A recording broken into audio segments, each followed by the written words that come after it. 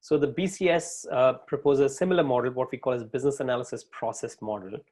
And then it actually drives the whole thing with respect to this. I think we did talk about it during the definition, the first session, about definition of business analysis. So it has got 6 different stages: the investigate situation, which is the discovery phase; consideration of perspectives, the stakeholders; analysis of needs, again coming in from the point of view of opportunities, doing different tools and techniques; and then evaluation, again coming up with a business case; finally define requirements, defined, or you can say specify, communicate, all of these, in the form of user stories or whatever. And then finally you deliver the change. So irrespective of these different things, you've got to understand that each of these has got their own aspect. So again, you investigate situation is basically about the starting of your discovery phase. We talked about it yesterday.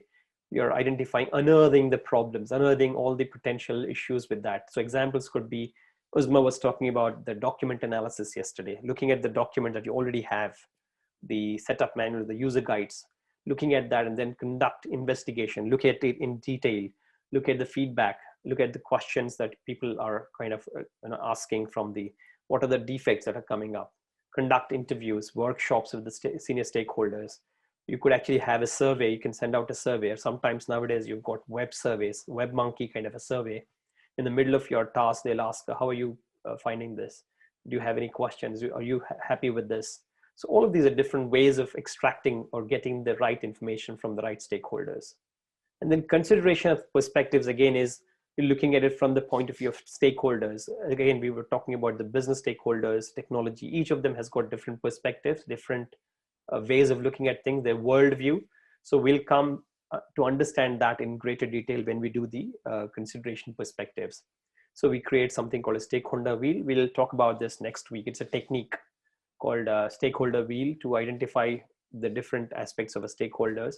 And then we also need to do the BAM, business activity modeling, which is to identify tasks, where the task is actually failing, what is a flow, do we have any kind of breakages in the scenarios? We'll need to address each of them in detail. And then look at the analysis of the need. So basically we need to understand the as-is situation.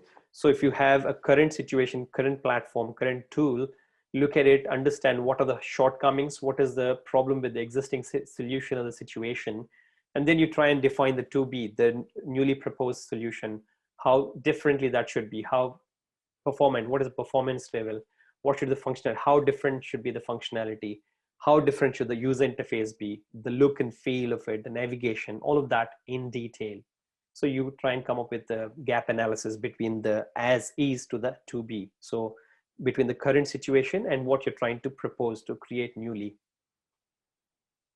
And then you evaluate the options. So once you have got that definition of to be, then you come up with different options. So it could be based on different technology platforms, based on different tools, different ways of working.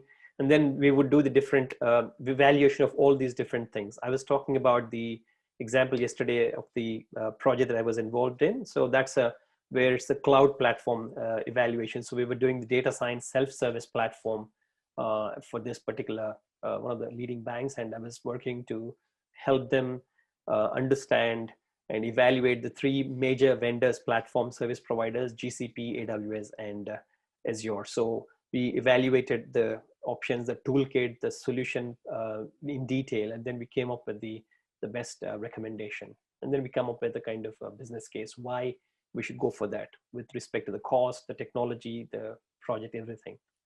And then we need to define the requirements. That's where the detailing really comes in picture. So you can create a backlog, you can create user stories, you can add more and more detail into it, make it more granular. You can actually create the acceptance criteria, add the given when then scenarios. You can create wireframes to support your thing, how it should look like for the developers. So all of these are basically part of the definition of requirements. So you would then, Uzma was talking about the traceability matrix yesterday. So you can create a traceability matrix right from the requirements all the way down through the test cases and the test reports. So requirements, how the requirement is captured in the architecture document, the high-level design document, the low-level design document, the code, which code block is responsible for that. And then finally, the unit test reports and the integration module tests, and finally the integration test reports. So all of these, this whole thing is basically if there's any problem, you can actually go trace it back to the problem, to the root of where it happened, and you can sort it out. So the traceability again would help.